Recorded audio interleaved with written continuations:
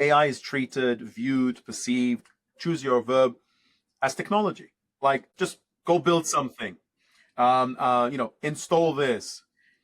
Basically, people kind of imagine in mind this wonderful button that you press and, magic happens. AI, in my view, in my perspective, is something that enables us to achieve that. When I speak to folks who tell me, like, oh, David, we want to see operational efficiency and how we can reduce headcount. I'm like, so are you literally telling me you effectively want to achieve the same throughput, same number of customers, same number of clients, same number of services with less people?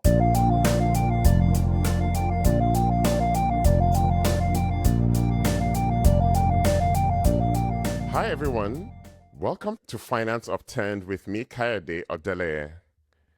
Today we're joined by Dr. David Hardoon, Managing Director and Head of Advanced AI for Southeast Asia at Accenture. David's interest in artificial intelligence began almost 30 years ago, long before AI became a buzzword.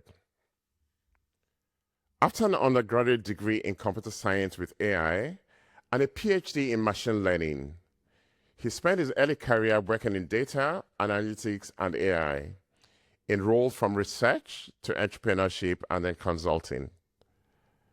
He later became the first Chief Data Officer of the Monetary Authority of Singapore, where he led a team that wrote the first set of responsible AI guidelines for finance. From the Monetary Authority, he moved to the banking side, joining UnionBank of the Philippines and then the wider Aboitiz group, where he ran their data and AI. In 2025, he joined Standard Chartered as Global Head of AI Enablement, before being appointed by Accenture just a few weeks ago. In May 2026, David published the AI Failure Handbook, the ultimate guide to screwing up your AI transformation, a satirical guide to how AI transformations fail, modeled on a 1944 wartime manual. On the show today, we'll talk about regulation as an accelerant for AI adoption, the most promising AI use cases he's seen in finance, and his views on how the workplace will be reshaped as AI adoption increases. Dr. David, welcome to the show. Thank you very much, Kayode, and for that really overly generous introduction. It's entirely my pleasure. You've had a very interesting career, but I'll start by saying congratulations on the new role at Accenture. In the book, I got a Kindle version, so it's very easy for anyone to just download and try it. You talked about a data point around 95% of AI initiatives and projects failing. I guess we can talk about it all day, but what are the maybe top 2 or 3 things leaders are doing wrong that all these AI initiatives keep failing? So look, if you think about it from this perspective, obviously, look, we're talking about very intelligent individuals. The challenge is, in times, it's about the introduction of something new that we just simply haven't done before. And it's subtleties. Many times when I see the difference between something that becomes extremely successful and something that hasn't become successful, it's a very, very small subtlety. Now, you asked me a question in terms of, let's say, one, 2, 3 top key elements that kind of drives failures. To me, the number one, absolute number one, without a shadow of a doubt, is AI is treated, viewed, perceived, choose your verb, as technology. Like, oh, no, just go build something, install this. Basically, people kind of imagine in mind this wonderful button that you press and, magic happens. Like, ERP systems. And even then, that's not just technology. But the reality is, and I was kind of alluding to this earlier, when you asked me about my role, is that you find that AI is a bit of a confluence of intersection of different elements. And it's critically important to realize that while it is driven, there is a component which is very much largely driven by technology. It's about the business. Like when I get asked, David, what is your AI strategy? My honest answer is, it's the business strategy. If you'd ask me what is my AI implementation strategy, I would give you a very different answer. But if you ask me what is my AI strategy, I'm like, the business strategy. We don't do AI for the sake of AI. Like, you don't build a road for the sake of having a road. You don't have electricity for the sake of having electricity. It's the downstream impact of it. Hmm. And secondly, just like with everything else, mobile phones, cars, planes, heck, email, TikTok, it's about how we use it and how we integrate it into operations. Let me give you one last example to really emphasize my point. For a flip side is, let's say we want to do an agentic deployment to any operations, cash operations, healthcare, that doesn't matter. And today, largely in operations, predominantly, the view is, I manage people. Okay, so if we go down the path of a technology initiative, but you haven't thought about the career of the people today, that now they're going to be managing people and AI agents, they'll be like thinking in their mind, wait, but what's my path? What does it mean? Do you see my point? So a large portion is because it's truly perceived as technology. The CEO just turns around to the CTO and goes, make it happen. Doesn't work quite that way. Very interesting point. And but in terms of, I mean, over your career, over the past, 20, 30 years, how have you seen, if we flip that question, how have you seen it work well where leaders and finance firms have put people first? Have you seen it actually work well in practice? I have. I absolutely have. And my lord, if I'm trying to condense because I don't want to go into a very long conversation, but I can keep on talking for hours on this one. So let me give you one of my favorite examples. So I've spent the last decade in the financial hemisphere largely, both regulator and regulated side. And within that space, one of the areas that I'm passionate about and I find it really important because of the implication as is financial crime, obviously preventing financial crime. So there, one of the aspects is, how to make sure you're able to detect either transactions that are anomalous or accounts that have been hacked. Long story short, you asked me a question of how I've seen successful. How I've seen it successful whereby it wasn't about the system. The system was there. But now it was a question of sitting down with the professionals and saying, well, hold on a second. We don't have the right mechanism to identifying what is our risk tolerance. What is our risk tolerance? So it's sitting down with the professions, the domain experts, to identify that. Secondly, we sat down and said, okay, let's say now we've identified that David Hardoon's account it has likely a mule activity or is suspicious. Do we just block it, or do we call out David just like when he opens an account and says, David, are you a terrorist? To which I'll respond, of course not. You see, it's really sitting with them, and we designed it. We're like, okay, this is what's going to happen. This is the journey. This is the experience. And man, oh man, I there's only so much I can share, but it was so revolutionary. Let's just say the regulator thought something went wrong and was genuinely, wonderfully surprised when they realized how it was adopted and the success that it achieved. That's example in that. The other end, bank assurance. A product that rarely succeeds, and people don't want, who wants to talk about mortality? We literally sat down and went, and again, you see my point, we sat down hand in hand with the business, techno-functional, to understand what is it that we're trying to achieve? Who are the people on the ground? How do you engage them today? What is it you really need in order to help you to sell? One person said to me, a bit of a side topic, but same thing, a relationship manager said to me, David, I know where the money's at. If you come to me and you say, David, I need you to do 20% more, I don't need your tools. I know where the money's at. What I need is ABCD. You do these things, you enable me to go after that money. And that ABCD may be, quite frankly, boring, administrative, back end, quote unquote, not sexy. But listening to the person, aligning it to them, getting the imperfect solution, but an imperfect solution that can be operationalized, trust, adoption can then resolve to the next iteration that's going to be ever so more perfect. I have seen it work really wonderfully. I'm noticing basically one thread going through the entire conversation as we go through topics, and it's all about people. Going back to your earlier interest, it's all about people, but it's simple, but it is very difficult, right? I think we can put it that way. Kobe, It is all about people. I had the pleasure of actually, speaking recently about, layoffs, which is a very, very sensitive topic and with a narrative that's happening. And I remember because it was a bit of like a daunting realization, because I would be one of those people that would say, Yes. AI first. We should be AI first. And I said to them, and I'll Yep. say to you, AI first never meant to be human second. The reason we're doing, the reason I'm doing this, the reason I'm so passionate is about us. I mean, think about it. For good or for bad, humans are the most creative. And I mean, we can hack our way through almost any system. We can find things, entrepreneurs.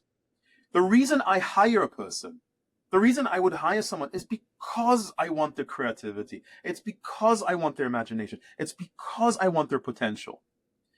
AI, in my view, in my perspective, is something that enables us, truly enables us to achieve that. Last point I'll say. When I speak to folks who tell me, like, oh, David, we want to see operational efficiency and how we can reduce headcount.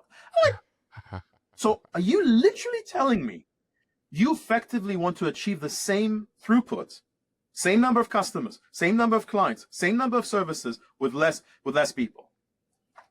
Why don't want you to keep the number of people and do more? Double more, 10 times more, 50%. Like that should be the messaging. How much more we can do, not with how much less can we do it with. Very interesting. You made a point around keeping the number of people and limiting layoffs, but that is not what is happening in practice. In the US, up till end of June, there have been about 100,000 layoffs, I think most of it in tech firms, but starting to get across other industries as well, all linked to AI. How do you see this panning out over the next few years? It's, again, this is David Hardoon's personal take. There'll be a boomerang. I mean, it's already happened with some companies. I mean, Klarna is a good example. There was a massive layoffs, and then they realized, oops, we need to bring them all back. Yes. And what you find is that in the end of the day, look, especially when you've been in the world of AI, I've happened to been in it. Even for me, it's truly magical seeing the extent of what it can achieve. So for someone who hasn't been in the world of AI, it really could be like, there's a saying that the thread, or sorry, the veil between advanced technology and magic could be indistinguishable to some individuals who are not familiar with that technology or come from that kind of background. And it could be truly the case. Like certain things look truly like magic. But again, there are tremendous limitations. There are areas where we cannot rely on AI. In fact, there are areas that we don't want. I'll give you I was just thinking of an example. That's what the pause. Let me give you a silly example. Let's put AI in toasters. Okay, you can. Yes, okay. Why? So you see my point. So I think what we're seeing today is quite candidly a reaction, where a lot of the traditional mindset is still in place of, how do I get efficiency? I basically look in terms of reducing people. That's how I reduce my balance sheet. And there's a bit of a newer mindset of thinking that I think, as with the generations, you will see more of. And as with the broader capabilities, know-how, you will see a bit of that quote unquote course correction. But people will say, look, there's going to be always AI independent. There will always be about a business, optimization. For example, we're just not going to do this business anymore. Obviously, that's going to have an impact. Or we're shifting investment from one line to a different line. So it doesn't mean we're not hiring people. It's just we're no longer hiring people in a certain business versus the other business. That's going to be an ever state. But it is now the case of, how do we think about the business strategy? How do we think about the talent strategy? How do we think about the organizational strategy? How do we think about the go-to-market, et cetera, and so forth, given this kind of hybrid augmented capabilities of AI? So long and short, it is happening, and I really say this unfortunately, but my genuine view is that the organizations that look at this as an augmented structure and design it deliberately are the ones that are going to come on top. Picking up on the word you used there, you talked about the reaction. The reaction to AI, from the executives has been trying to, use it to save costs and efficiency, which, like you said, it will boomerang. But at the other end, it's the Gen Zs, the young ones. They're vehemently opposed to AI, which is no surprise because they're bearing the brunt. Um, how have you seen this play out, either in Singapore or with all the other finance firms you work with? Yeah, no. So that one is a really really good point and a genuine concern. I mean, we've seen, I think it was a recent a report issued in the UK in terms of graduate hires and so forth. So let me start off by kind of breaking it down to 2-3 points, if I may. Number one is, and I actually did, so when I was in the Monetary Authority of Singapore, we commissioned a whole of industry for financial sector report looking at front to back office, be it, commodities, hedge funds, banking, insurance, like literally the entire financial sector, to truly understand the impact back then for data analytics and automation. So basically the rebranding of AI, data analytics and automation to that. The reason I'm giving you this backdrop on this bucket is what we realize is that there's certain tasks, there's certain roles that are more highly impacted, the more junior ones.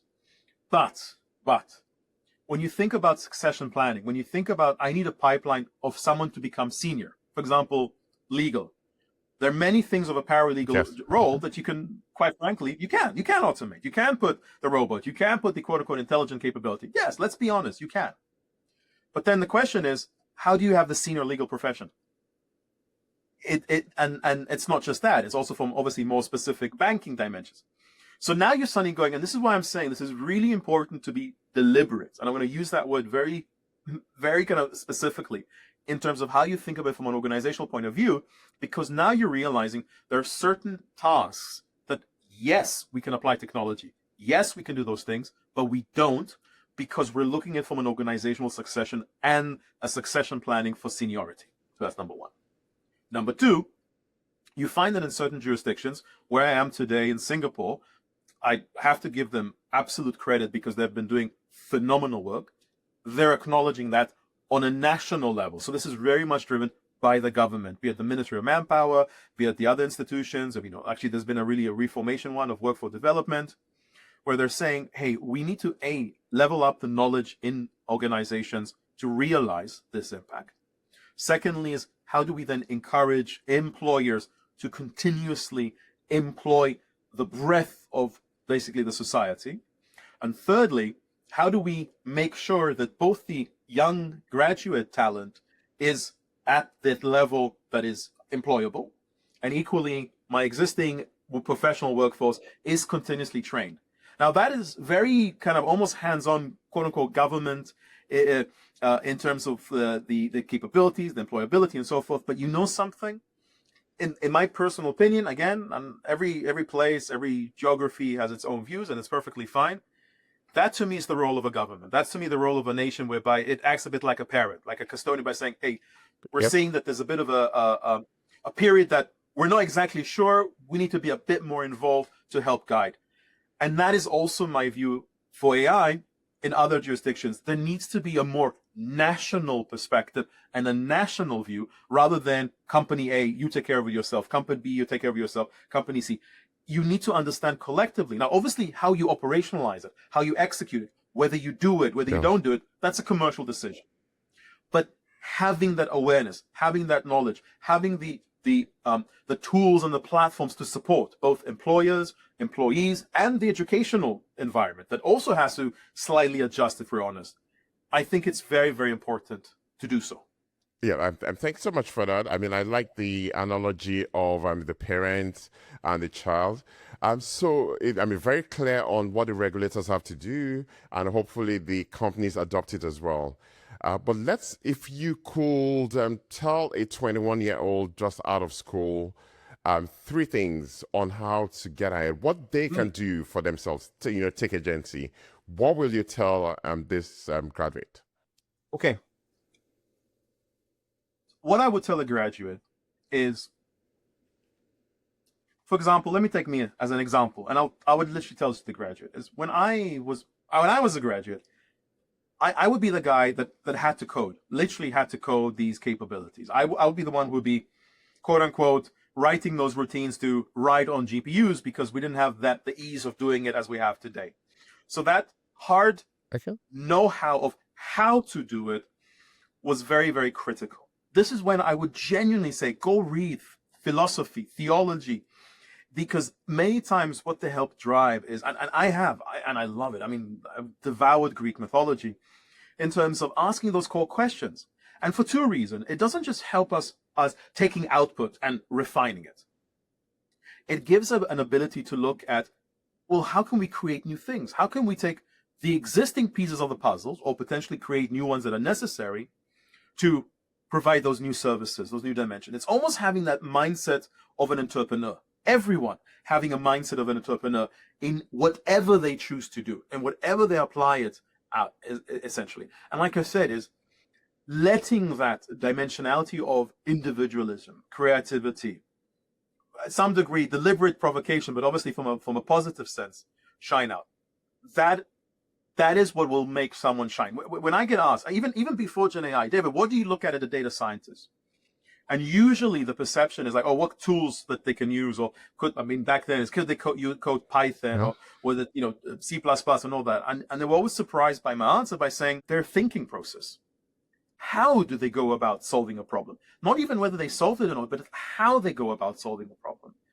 This is to me what's critical, because that is exactly the skill set of the future. When I go into an industry, I don't need to be a domain expert.